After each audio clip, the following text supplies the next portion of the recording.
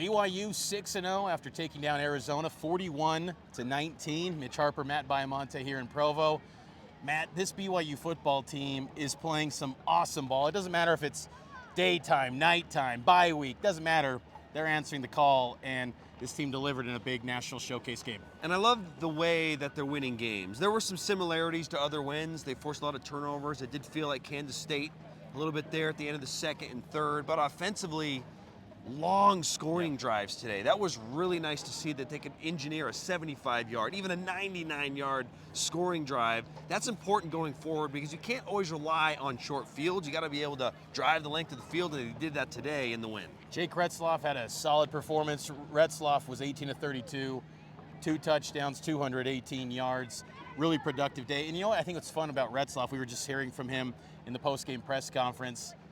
There's a comfort level now. There's no debate. He's clearly the #1 quarterback. We've seen that. The national attention's building on him, and he's just really comfortable in the role. He's the leader. He's the face of the program, and I thought he had a really nice day. There were opportunities where that 3 and out down at the other end, you know, there were some missed throws that he's going to want back, but by all accounts, he had a solid day. Yeah, I think his mistakes they're lessening by the weeks. You can see that he's improving.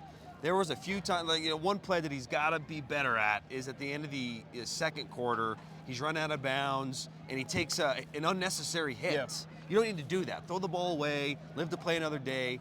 But he's not making nearly as many questionable decisions as he did at the start of the season. He's a big reason why this team is 6-0. There's no doubt about it. Well, and right here in this spot, it was around this area. Darius Lasser had one that went through his hands. You got to catch him. I mean, he could have had bigger numbers. There was a few drops from the receivers, so they got to take care of Jake's numbers and help him out. But by all accounts, BYU's offense played well. The running backs, full collection of them. Sione Aimo was held out, kind of like precautionary, like Hinckley a week ago.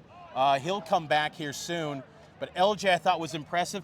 Falau had nice bursts. He just had that fumble late where you got to clean that up because that was a thing for him 2 years ago. But look, all the experience that this team had to go through at the running back spot where they're giving snaps to Enoch, they're giving snaps to Sione Aimoa, Miles Davis, suddenly it feels like a deep group now that they're getting healthy. And speaking of deep groups, let's talk about the offensive line. We got to shout out TJ Woods, Bruce Mitchell in his first start.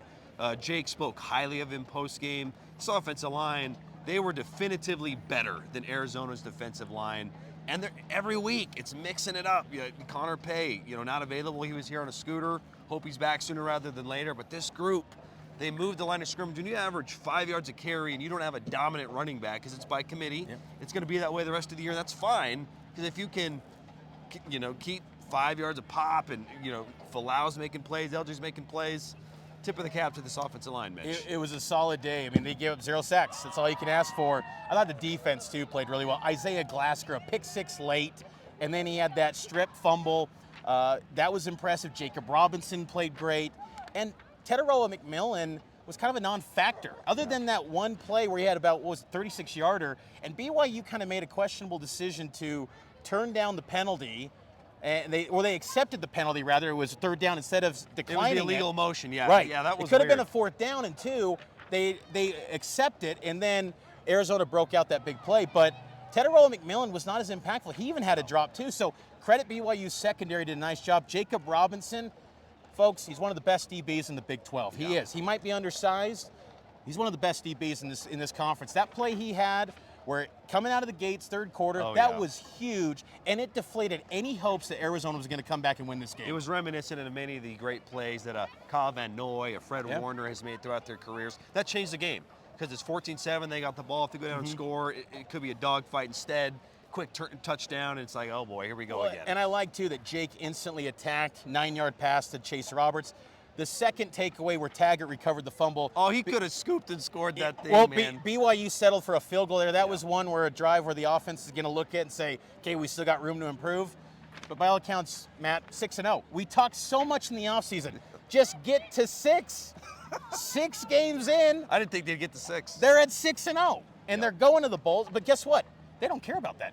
Post-game, we're hearing players saying they don't care about that. They're shooting for more. They're shooting for the playoff, national championship. Yeah. First time I've heard that kind of conversation around BYU football in a long time. And I thought that was pretty cool to hear that because what's great is that BYU in the Big 12 knows there's a path. Yeah. You got to win your league, and you're playing for it. BYU's the best team right now in the Big 12. And we'll see how tonight shakes out. Colorado, K-State, Iowa State, but by all accounts, BYU is saying they're one of the best in the Big 12. So for Matt Baiamonte, Mitch Harper, full coverage on KSLSports.com. Cougs are rolling 6-0.